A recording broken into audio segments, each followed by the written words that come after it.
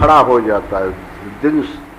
दिन मास दिवस का दिवस, हाँ, चलता नहीं। ये मन ऐसा है, जब जोश आता है तो फिर बहुत स्पीड से लपट पड़ता है और बड़े वेग से आगे बढ़ जाता है साधन में। तो इस तरीके से इसकी स्पीड बढ़ाने की जरूरत है। इसलिए, और जो बहुत नहीं बढ़ पाते उनके लिए गुरु लोग क्या करते, यही तो एक इलाज है कि शरीर से जो कुछ साधना कर रहे हैं, ये क्यों कर रहे हैं भाई? शरीर से जो बुरे बुरे कर्म हो गए तब हमें ऐसी कंडीशन को प्राप्त है, ये तो प्रत्यक्ष ही है। तो शरीर की सेवा किया जाए, इससे उसकी निवृत्ति होगी, तब हम शुद्धता की तरफ जाएंगे।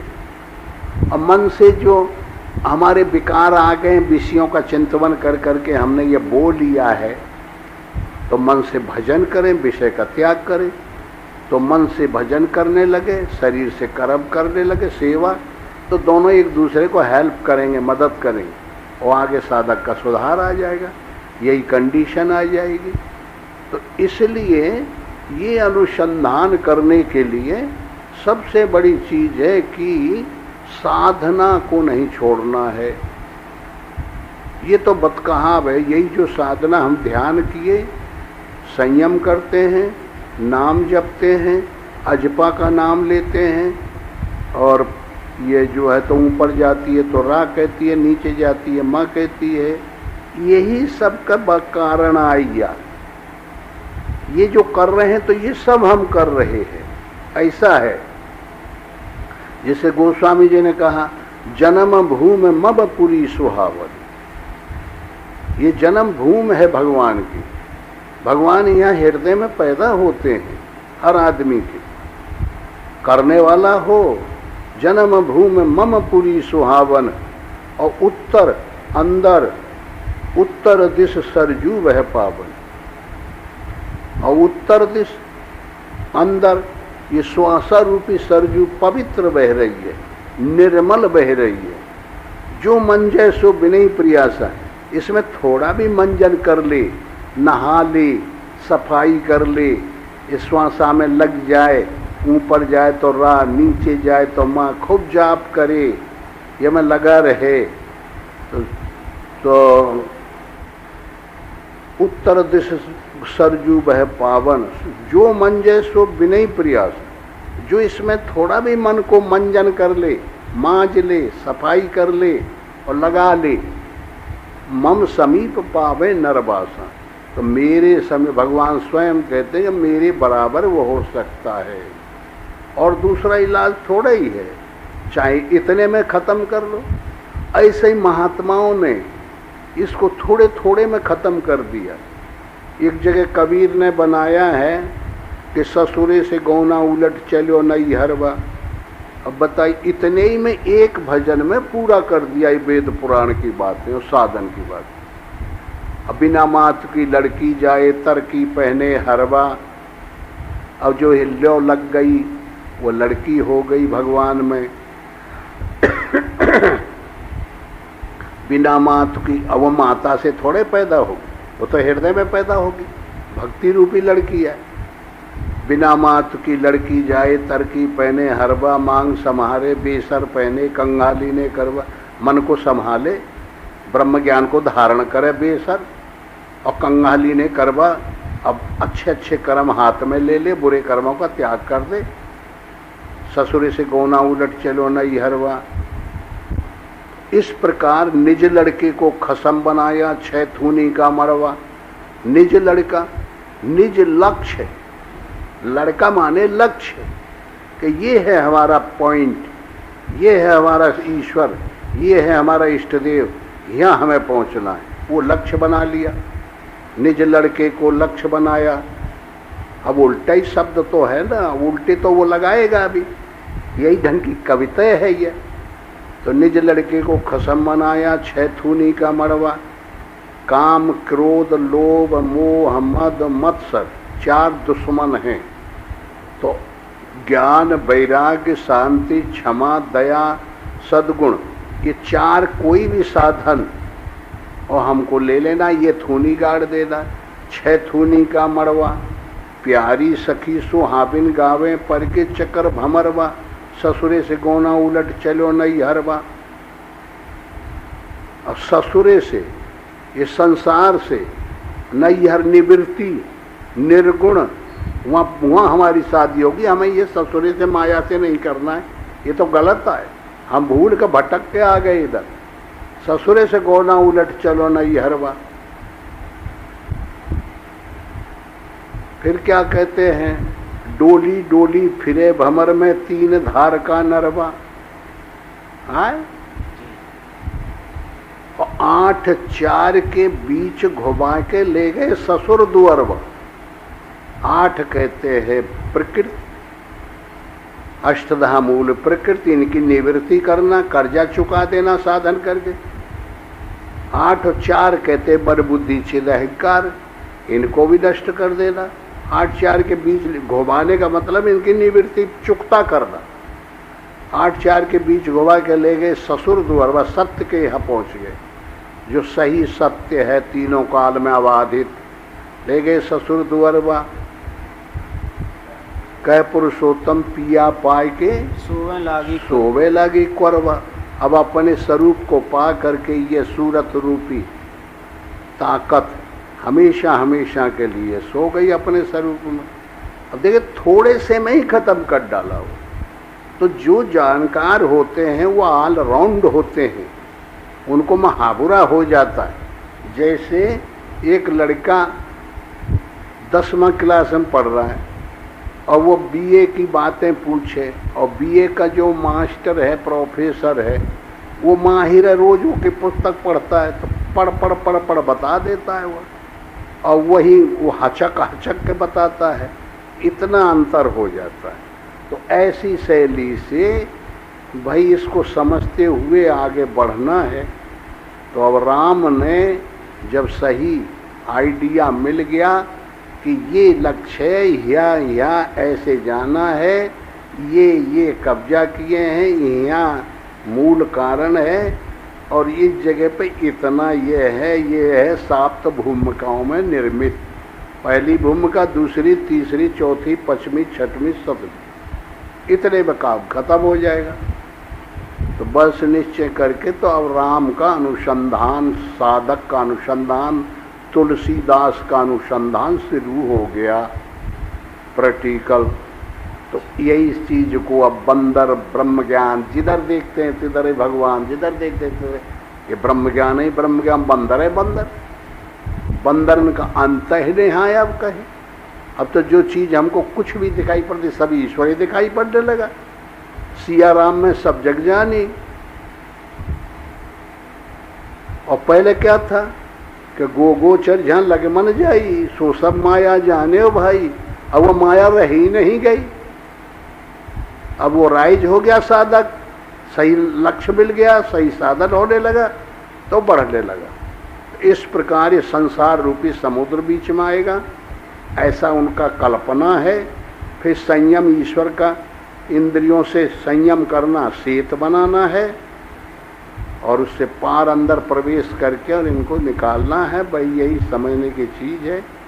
तो इसको भाई अध्ययन पे बैठाते चलो, जो पढ़े तो वो मालूम आ जाए और साधना चलती जाए। तो जो रोज यथार्थ की तरफ जाते हैं वो परमात्मा को छीनने के लिए लगते हैं। वो इधर भगतर होते हैं, जिधर से भीड़ आ रही उधर उधर वो भाग रहे हैं। तो ऐसा, तो इसलिए गोस्वामी जी ने एक ऐसा उपाय रच के रख दिया है कि आम जनता के, हर व्यक्ति के अंतःकरण की एक कहानी है, एक कायदा है, एक नज़ीर है, एक डॉक्यूमेंट है हमारी समझ का अंतःकरण में हम लोगों के क्या हो रहा है। बस वो चीज़ है, इसको समझ ले। हर एक के अंदर आसक्ति है, हर एक के अंदर भगवान की लालसा है कि हमको शांति मिले, हमको सुख मिले, हमको जो है तो संतोष मिले, हमको जीवन यापन का लाभ हो, हमें जो सार वस्तु है ईश्वर वो मिले। और सब लोग उससे छुटकारा नहीं पाते, जोड़े के चक्कर में पड़ गए ये जो उसके अपोजिट दुनिया है, और दो ही चीज है, परमात्मा पानी है और बर्फ ये संसार है। वही पानी रूपी परमात्मा से बर्फ रूपी संसार या आकार बन गया है। ये हमारे ये काम आता है, ये खाने के काम आता है, ये पहनने के काम आता है। ऐसा हम लोगों ने इस महाविज्ञान के द्वारा मनुष्य के जीवन में ढल गए हैं, और ये कंटिन्यू हो गया है कि इसको हमें मानना ही पड़ेगा। ये हमारे शरीर के लिए जरूरी है। खाना जरूरी है, हगना जरूरी है, पेशाब करना जरूरी है, अगर जिंदगी चाहनी है तो बोलना जरूरी है, मानव मानव से बात करना जरूरी है, व्यवहार करना जरूरी है। ये पैसा की जरूरी है अगर जीवन चाहना है तो, ये भी समस्या है। और ये जरूरी गैर जरूरी है, ये कुछ कर भी नहीं पाता। पैसा धरा का धरा रह जाता है, हमारा जीवन हाथ नहीं लगता। अन्न तमाम इकट्ठा कर ले, वो भी खाने को रुचि नहीं रह जाती। जब भयावह आती है, जब प्रकृति हमको उठाना चाहती है, कपड़े की जरूरत नहीं रह जाती, ये सब फेल भी हो जाता है। कौन ऐसी ताकत है जो अनिर्वचनीय अपने को बोलती है, अपने को कहती है कि मैं सर्वत्र हूँ, व्यापक हूँ, शुद्ध हूँ, बुद्ध हूँ, अजन्मा हूँ, अचिंतन हूँ, अरूप हूँ, अलग हूँ, ऐसा हूँ, और मेरे ही कारण से सब कुछ हो रहा है। और लेके देखते हैं कि वो सब का कारण बना हुआ है, लेके कार्य भी कारण का काम कर रहा है, और ये समझ में नहीं आ रहा है। तो इसको समझाने के लिए उनके जो दिल दिमाग में, वो बहुत बड़े मनीषी थे, बहुत बड़े विद्वान थे, बहुत बड़े रिसर्च करता थे, बड़े विज्ञानी थे, बहुत ही उच्च कोटि के मननशील थे। उन्होंने जो कुछ सोचा, और ये असमझिए समझ जो आ गई है संसार की, ये लौकिकी, ये अलौकिक है, ये जो संसार है, इसको उन्होंने सरलता से कोई उपाय के द्वारा समझ में ले लिया। तो उन्होंने उल्लेख कर दिया कि भाई ये एक उपाय मैं देता हूँ, अगर तू लोगों को समझ में आवे तो हमारी इस एमेंसिपेशन को, ये युक्ति को, इस समझ को कार्य में ले लेना। समझ में आ रहा है? ऐसी शैली से रामायण को उन्होंने निर्माण किया है कि भाई रामायण को देखेंगे तो मेरी जैसी समझ उनके अंदर भी आ जाएगी, तो शायद उनको ये शांति मिल जाएगी, और ये समझ में आ जाएगी कि संसार ये है, ये बर्फ है, ईश्वर पानी है। ज्ञान रूपी गर्मी देंगे तो ये बर्फ रूपी संसार अपने आप होते हुए और गल के परमात्मा रूपी पानी बन जाएगा। और जो संसार रूपी इच्छा रूपी ठंडी दे देंगे तो वही परमात्मा असली चीज और नकली बन के सामने संसार खड़ा हो जाएगा, जो मृग तृष्णा में हमें फांसी लगा देगा और हमारा पिंड कभी छूटेगा नहीं। समझ में आ रहा है? तो ऐसी युक्ति इसमें निकाल दिया। तो ये जर्नल एक वाक्य है, जर्नल एक शब्द है, जर्नल एक समझ है, ये सार्वभौमिक। तो भैया सबके अंदर जो आसक्ति हमारी तुम्हारी अपने अपने अंदर हो गई है, वही लंका है। उसमें बेबनाए मोह रावण बन जाता है नहीं उसका शरीर, लेकिन बेशरीर के हमको आपस में डाले पड़े हुए। फिर उसकी सहायता के लिए जब उसका कहना कोई नहीं करता तो उसकी मदद के लिए, ओके, भय को हरने के लिए क्रोध रूपी कुंभकर्ण बन जाता है। फिर काम रूपी मेघनाद तैयार हो जाता है। इच्छाओं तो अक्षय कुमार पैदा होता है। तो ऐसे ही जो है ये सब दुष्ट तैयार हो गए, ऐसा उन्होंने बना लिया। और फिर ये हमको इधर ले जा रहे हैं, और जो ज्ञान और वैराग्य और विवेक है उनका साथ हमारा छूट रहा है। वो थोड़े दब जैसे जाते हैं, ये प्रकट रूप में दिखाई आकार बन जाता है, और वो निराकार है। इसलिए निराकार की पलटन थोड़ी समझ में कम आती है, और साकार की पलटन, संसार की पलटन जल्दी समझ में आ जाती है, और ये में निपुण हो जाते हैं आदमी। तो उन्होंने ये कहा कि हमने जो काम किया है, हमने जो समझा है, वो अपनी शैली से ये उपाय हम आपके लिए छोड़ जा रहे हैं।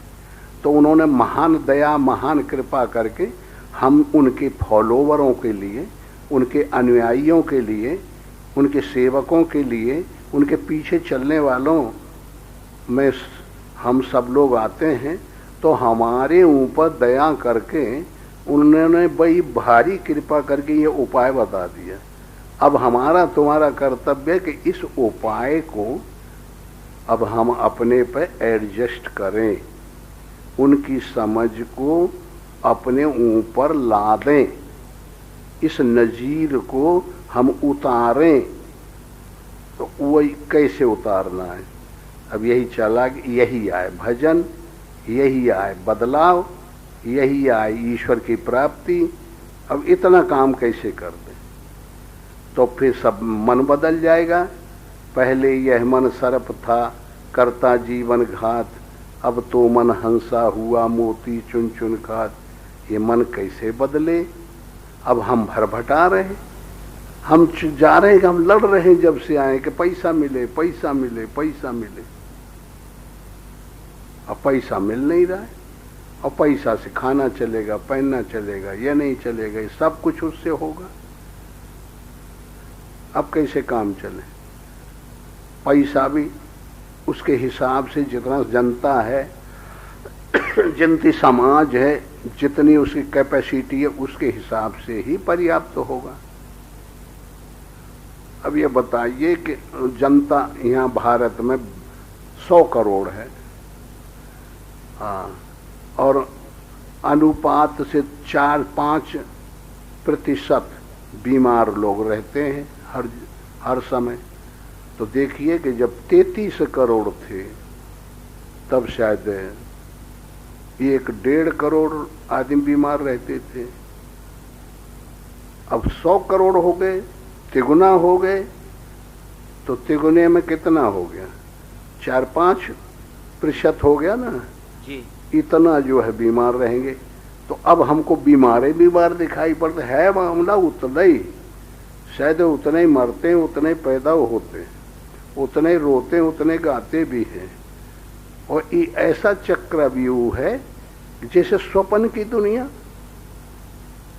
स्वप्न में हम सो जाते हैं, तकिया बढ़िया लगा करके, बहुत आराम शरीर को मिलता है, थकाई आ जाती है, सो नींद आ गई, अच्छा लगता है कि सब झंझट दूर हो गए, और एक नशा नींद का रहता है और कोई भी याद नहीं आता। जाग गए तो फिर ये फितूर संकल्प संसार के, ये करना है, ये करना है, उसे बात करनी है, उसे लड़ना है, उसे झगड़ना, मुकदमा जाना, यहाँ से लाना, ये खरीदना, वो खरीदना, ये दंड फिर खा प्राण लेते हैं। और जब सोने लगते हैं तो थोड़े से दूर हट जाते हैं, अच्छा लगता है, लेकिन देखते हो हट कहाँ जाते हैं? उन्हीं का जो हमारे कंठकूप में एक कछुए के आकार की नाड़ी है हमारे यहाँ, और उसमें एक बाल बराबर एक नस होती है, उसमें ये चित्रण हो जाता है। तो जहाँ हम शांत होते हैं ये स्थूल जगत के कार्यों से, और नींद आने लगती है, स्थूल के जागने के लिए क्षमता कम हो गई है, तो शरीर के कार्यों में कैसे काम चले? तो फिर इसके ठीक अपोजिट सोने में मिलता है, शून्य हो जाते हैं। जहाँ शून्य होने लगे तो झट एनर्जी आ जाती है, बैटरी चार्ज हो जाती है, तो फिर जागने की क्षमता आ जाती है। 6 घंटा सो लेते तो 18 घंटा हम जाग सकते हैं, काम कर सकते हैं। न सोए तो कोई जाग सकता है? इसलिए एनर्जी वहाँ से मिलती है, वहाँ से ये बैटरी शरीर चार्ज होता है। तो ऐसी शैली से देखिए ये शरीर चलता है, लेकिन चलते हुए भी और इसमें संतोष नहीं है। तो हम ये कहने को थे कि जब हम सो जाते हैं तो देखिए वो भी एनर्जी वो का चार्ज करती है, और वही संकल्प वो कंठकूप में और उस बाल बराबर नाड़ी में उद्भूत हो जाते हैं चित्रण। तो हम देखते हैं जो हमारे यहाँ संकल्प हुए कि कोई सर्प निकल गया ऐसे, अच्छा कोई क्या आ गया, क्या हो गया, शेर दिखाई पड़ा, ये हो गया। तो जब सोए तो यही इतना ही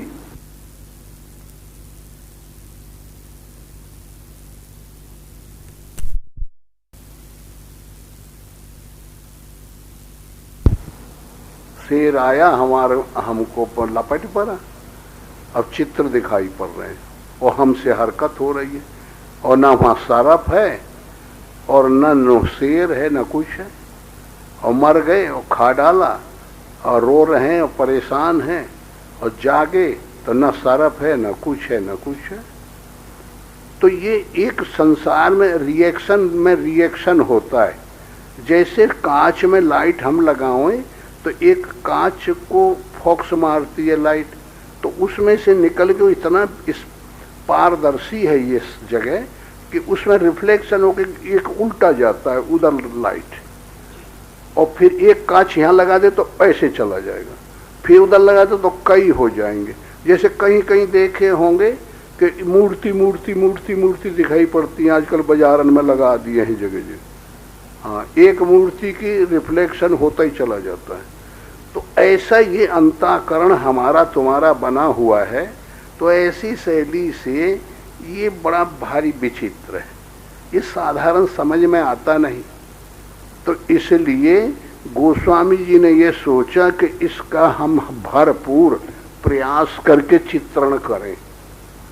तो इन्होंने ये दिखाने का जुगाड़ किया है कि कैसे ये क्या क्या होता है, और कैसे ये समाज है नहीं और बन जाती है, और कैसे ये बिगड़ जाती है, और कैसे हमको लाभ की तरफ प्रगति करा जाती है, और कैसे दूसरी समाज है जो कि लाभ को नष्ट करके हानि और रोने की तरफ प्रगति करा देती है।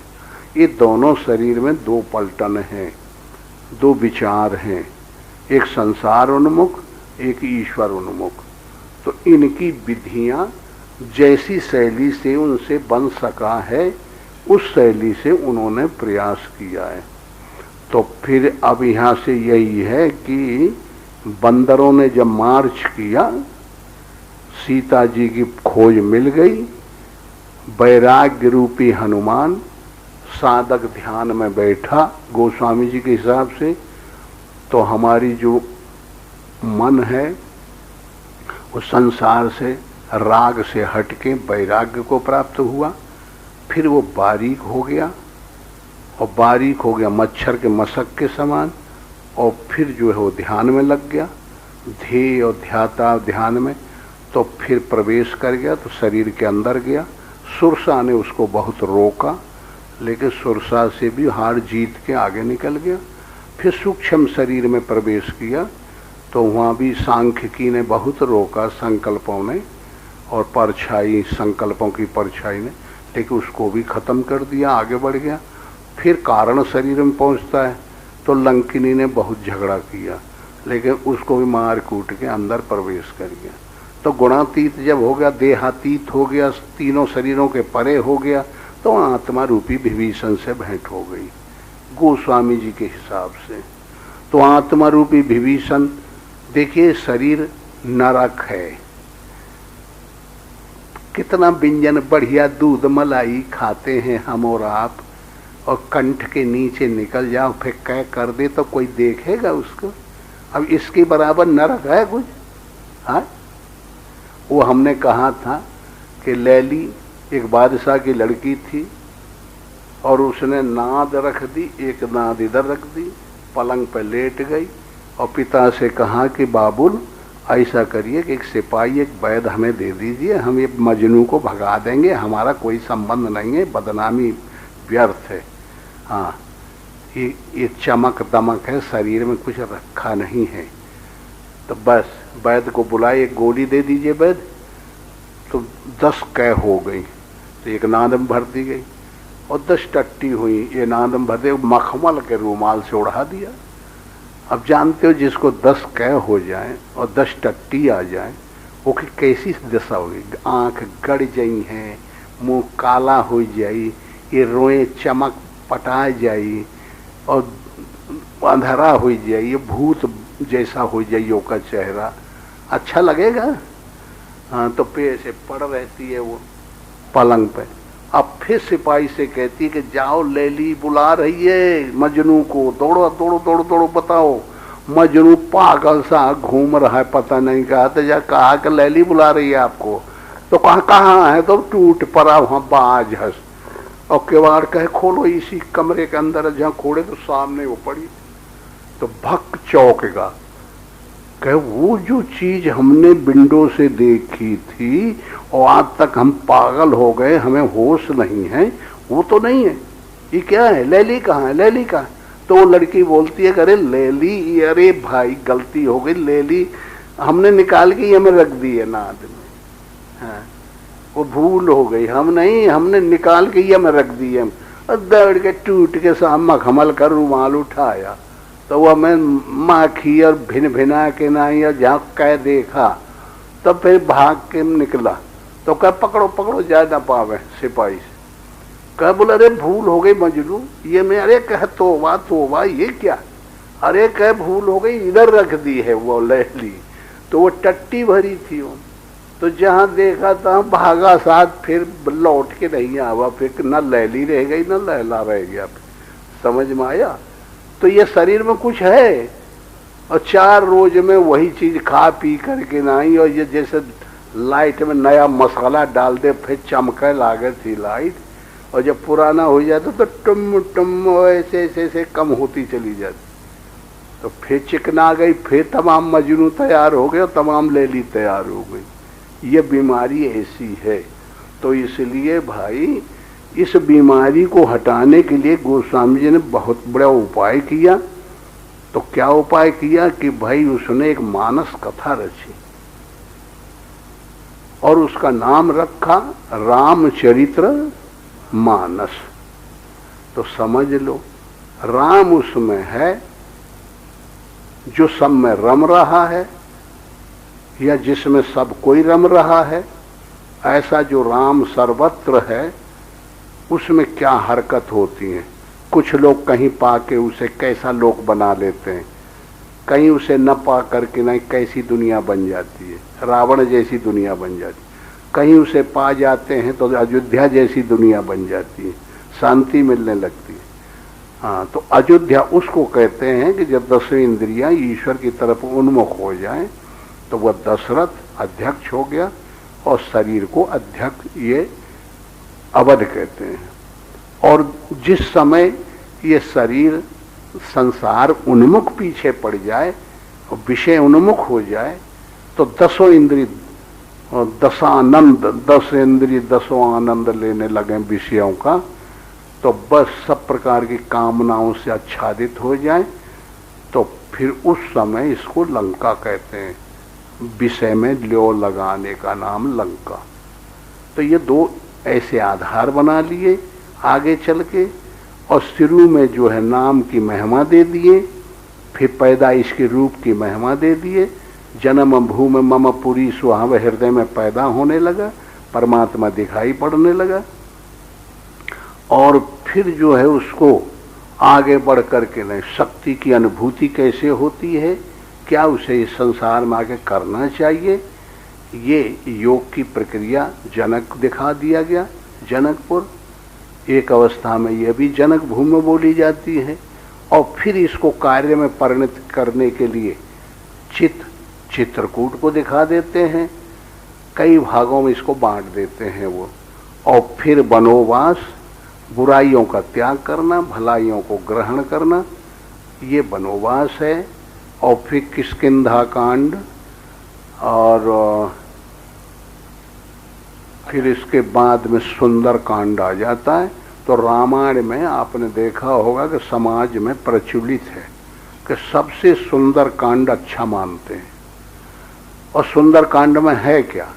बंदर समुद्र के किनारे पहुंच जाते हैं, भरभटा रहे हैं, रो रहे हैं, गा रहे हैं, सीता का पता नहीं लगा पाते, और वह सबसे अंधा कांडा है। हाँ, सुंदर कांड नहीं, कुरूप कांडा है कि बंदर डांस पर बैठ जाते हैं कि मर जाएंगे, उधर जाएंगे तो सुग्रीव मार डालेगा, बगैर पता लेके जाएंगे, और नहीं पता लेके जाते हैं तो पता मिलता नहीं, समुद्र से हम आपको हारे बैठे हैं, अब करें तो करें क्या। तो देखिए उसमें भी कोई न कोई उपाय मिला, वहाँ अनुभूति आई तो विवर में प्रवेश किए तो परमात्मा ने उनको गाइड किए और एक शक्ति का पुंज दिखाई पड़ा। उसने कहा कि देखो सुंदर फल खाओ, पानी पियो, सब तुम ठीक हो जाओ। अच्छा खड़े हो जाओ, आंख बंद करो, बंद किया, समुद्र के किनारे पहुंच गए। अब ये परमात्मा अपनी क्षमता से अपनी एनर्जी व्यस्त करके और राइज कर दिया, साधक को ऊपर उठा दिया। वहाँ सदगुरु रूपी संपाति मिल जाता है कि मैं देख रहा हूँ भाई वो बैठी है, तुम काहे मरते जाते हो, कब मर जाइए सारे तो सब काप करिए। इसलिए तुम जो है तो पता लगाओ, हिम्मत बांधो, कौन जा सकता है, क्या कर सकता है। सीता वो अब बैठी है, मैं देखूं तुम ना आए, तुम्हारी दिव्य दृष्टि ने आए, मेरे पास है, मैं जानता हूं उसको। तो देखिए वहां भी गाइड का काम किया। तो ऐसे ऐसे इस जीवन में उन्होंने कलाएं बटोरी और कलाएं बटोर के एक व्यक्ति के अंदर प्रवेश करने का उपाय भूत बताया।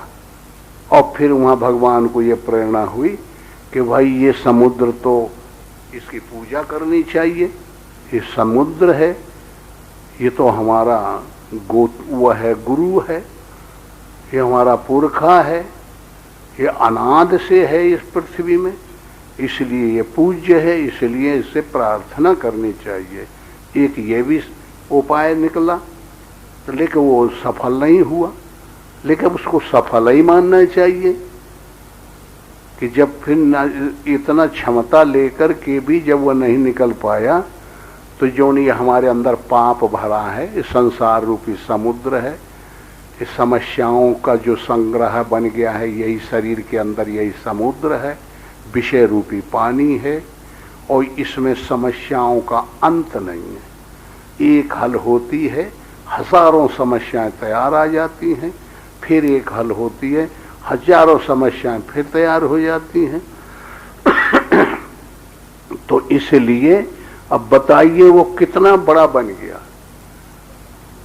तो फिर जब नाराज होते हैं कि नहीं हम इसको जला देंगे, ये असत्य है, और ये ज्ञान का सहारा जहाँ लेते हैं तहाँ वो आकर के नहीं और बता देता है, करे आप क्या सोच रहे हैं भगवान, देखिए मुझे मार डालने से आपकी मर्यादा ही भंग होगी, आपको कुछ मिलेगा थोड़ा ही।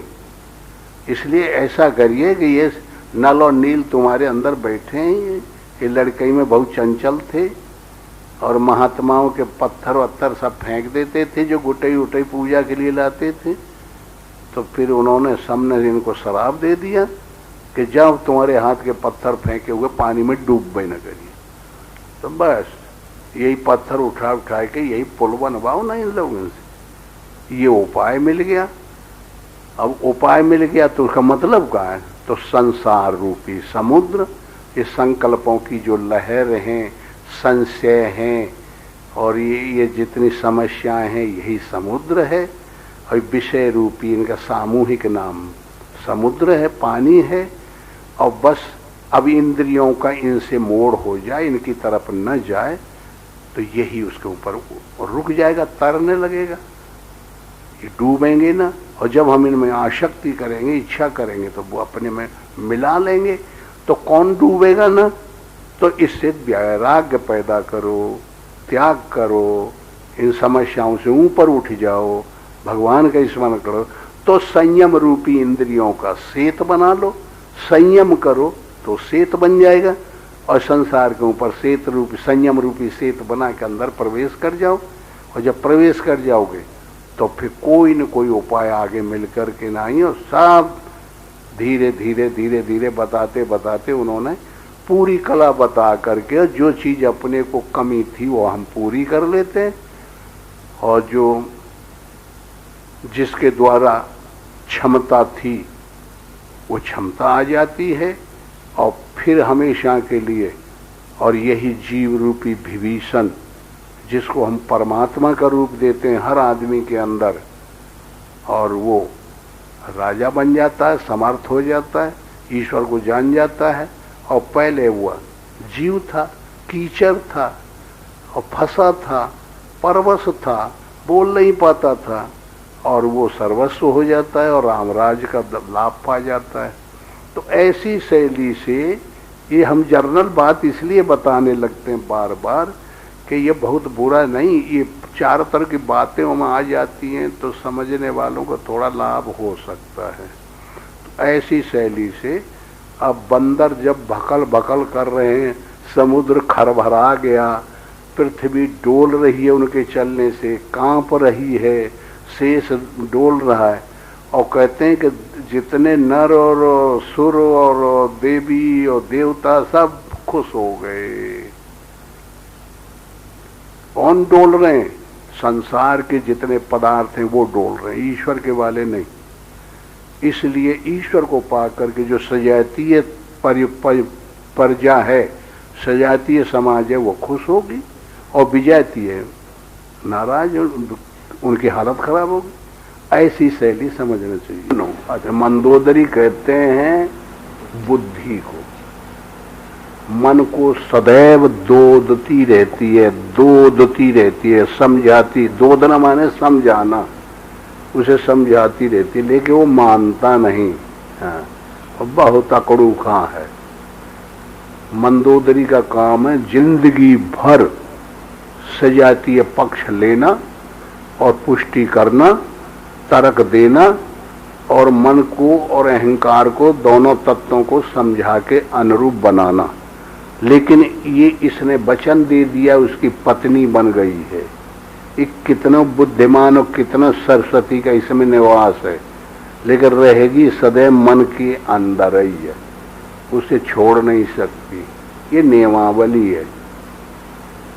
ये परमात्मा रूपी पानी ने बर्फ को हमेशा के लिए मान्यता दे दी है कि तुम बन सकती हो और तुम्हें मैं धारण करूंगा। ये नियम है।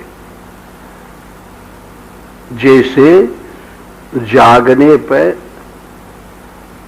सोने को लोग त्याग देते हैं, लेकिन सोना कंपलसरी है, फिर पड़ेगा, वो छोड़ा नहीं जा सकता।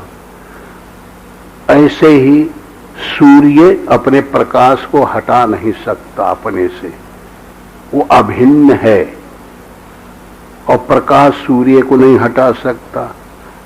ये अन्योन्यान्य आश्रय दोष आए, ये हट नहीं सकते। इसलिए मंदोदरी कभी राम के गलत विचारों को नहीं सिद्ध करती। राम का पक्षधर है, और है किसकी स्त्री? रावण की स्त्री है, ये भी समझ लो।